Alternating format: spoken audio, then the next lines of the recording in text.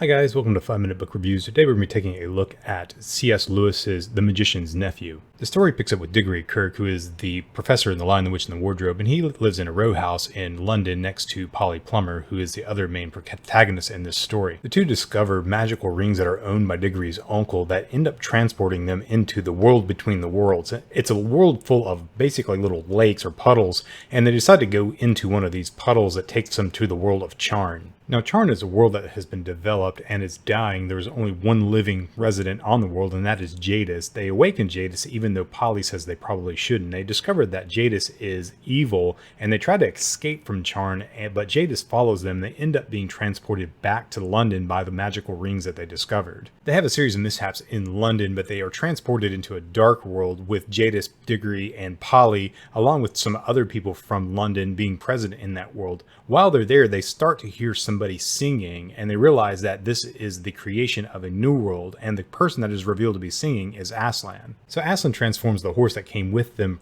from London into a flying horse named Fledge. So Aslan sends Digory and Polly on Fledge to retrieve a golden apple from a mountain. When they arrive there, they find Jadis has already retrieved an apple, and she has taken the apple to receive immortality, and it turns her skin pale white. Jadis tempts Digory with the apple to receive immortality like she has, but Digory refuses. Instead, he leaves but leaves Polly behind. Polly then escapes using a magical ring, and Jadis is thwarted because of that. Aslan reveals that the apple is really all about temptation, and it will give somebody what they want, but they'll actually end up hating it because of that. They plant the apple and it grows a new tree, while there is a coronation of the new king and queen of Narnia, who is the cabbie named Frank, who came from London, as well as a woman named Helen. Back in London, Digory uses the apple to heal his mother. Then he takes the core and plants it with one of the magical rings, and it grows into a new tree. The tree then is blown over in a storm, and he uses the wood to make a wardrobe, which sets up The Lion, the Witch, and the Wardrobe. So this story has a number of parallels with creation stories in general, but this one really focuses on two very central themes in the story. One is the theme of temptation,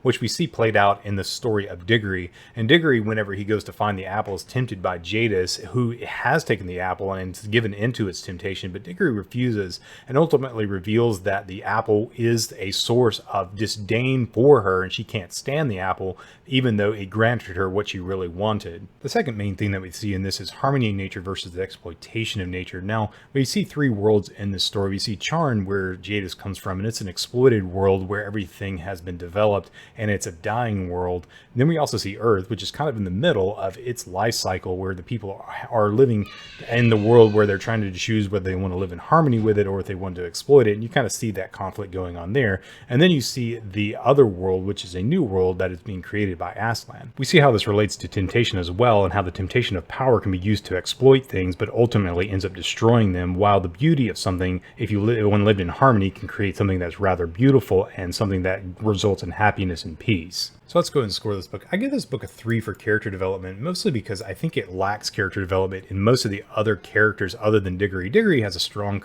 character arc in this one where you see him deal with temptation and the outcome of that, but most of the other characters are rather one-dimensional. Polly had a lot of potential, but I just don't feel like she got enough attention in the book to get her more than just kind of being there for Digory and helping him out of his situations that he gets himself into, and acting more as kind of a moral compass for him, but it doesn't really give her a lot of attention otherwise. For thematic development, I give this one a 4 because I think it's got two strong themes that we get to see played out in the plot and the characters, as well as the conflict in the story. For plot, I give this one a 4. We get to see the characters kind of stumble through this plot. I really don't feel like they have a lot of direction, but it is a fun plot, and we get to see a lot of different places and go a lot of different places with the characters in this story.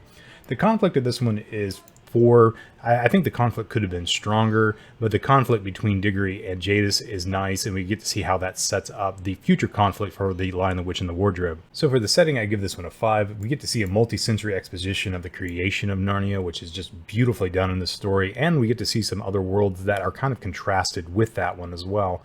The readability of this one is fun. It's just a fun read. I wouldn't say it's a great read, but it's a fun read because we get to see a lot of just kind of humorous situations that the characters end up finding themselves in, and they kind of just stumble through that, which I think makes this just a fun, easy to read story that you can kind of pick up and just go through it and just kind of have some laughs, along with some good thematic content as well. For entertainment value, I give it a 4. It is definitely something that could be made into a show or a movie of some kind, or a stage production, because there's just a lot of fun fun scenes in this that we get to see expounded through the lens of the characters, and I think it would be something that you can read for fun as well as something that can be turned into a stage production or a movie at some point in the future. So for this one, I give it a 29 out of a possible 35. That's a good score. It's not the best one in the series, but I definitely think it's a fun read, and I think it's worth reading, and anybody that enjoyed C.S. Lewis will definitely enjoy this book.